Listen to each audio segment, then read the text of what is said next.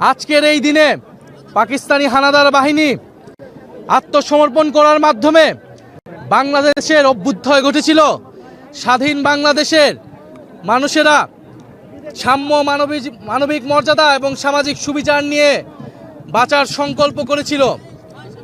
বন্ধুগণ, এই ভূখণ্ডের মানুষ যুগ যুগ ধরে লড়াই করেছে স্বাধীনতার জন্য, নিজের মানবিক মর্যাদার জন্য, সার্বভৌমত্বের জন্য।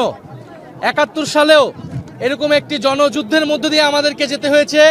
এই দেশের তরুণরা, এই দেশের সাধারণ মানুষ, সাধারণ কৃষক, তারা মুক্তি সংগ্রাম করেছিল।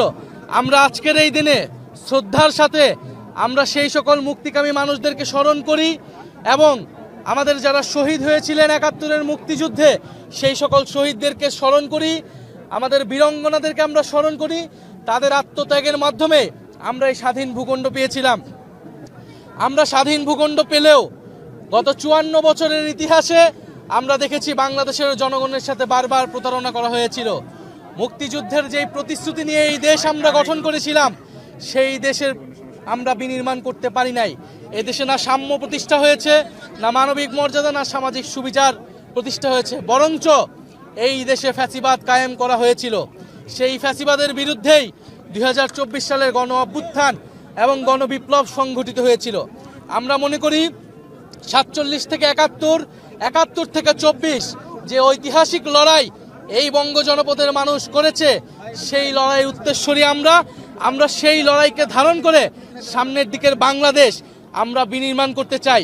আজকে ১৬ই ডিসেম্বর বাংলাদেশের মানুষের প্রতি আমাদের বার্তা হলো, যারা পতিত শক্তি, ফ্যাসিস্ট শক্তি, তারা বাংলাদেশকে অস্থিতিশীল করার জন্য নানান অপচেষ্টা চালাচ্ছে, নির্বাচনকে বানচালের চেষ্টা চালাচ্ছে।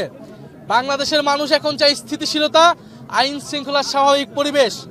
আমরা সরকারের প্রতি বারবার বলেছি, ওসমান হাদিকে যারা হত্যা করেছে, তাদেরকে যারা হত্যার চেষ্টা করেছে, গুলি চালিয়েছে, তাদেরকে এখনো গ্রেফতার করতে পারে নাই এই সরকার। আমাদেরকে আমাদের নিরাপত্তা নিজেদেরকেই নিশ্চিত করতে হবে। ফলে জনগণের মধ্যে আমাদের সেই সংগঠন লাগবে। জনগণকে আমরা আবার আহ্বান জানাবো, ৫ই আগস্টের পরবর্তী সময়ে আমাদের নিজেদের নিরাপত্তা আমরা নিজেরাই নিশ্চিত করেছিলাম। তখন কোনো সরকার ছিল না, পুলিশ ছিল না। বাংলাদেশ সেই পরিস্থিতির দিকে যাচ্ছে। সরকার পুলিশের উপর নির্ভরশীল করে আমরা আমাদের জীবন, আমাদের যোদ্ধা, জুলাই যোদ্ধাদের জীবনের নিরাপত্তা আমরা নিশ্চিত করতে পারবো না। ফলে মানুষকে সচেতন থাকার আহ্বান জানাচ্ছি। এবং সামনের যে নির্বাচন, এই নির্বাচনটি হচ্ছে গণভোট। ফলে আগামী নির্বাচনে, আগামী গণভোটে সংস্কারের পক্ষে গণজোয়ার তৈরি হবে। আমরা সেই প্রত্যাশা রাখি। এনসিপির যারা এমপি পদপ্রার্থী রয়েছেন, তারা সংস্কারের পক্ষে, হ্যাঁ পক্ষে শাপলাকলি নিয়ে জনগণের দরজায় যাবেন। আমরা সংস্কারের পথে বাংলাদেশকে এগিয়ে নিয়ে যাব। আমরা কখনোই বাংলাদেশকে আর ৫ই আগস্টের পূর্ববর্তী জায়গায় ফেরত নিব না।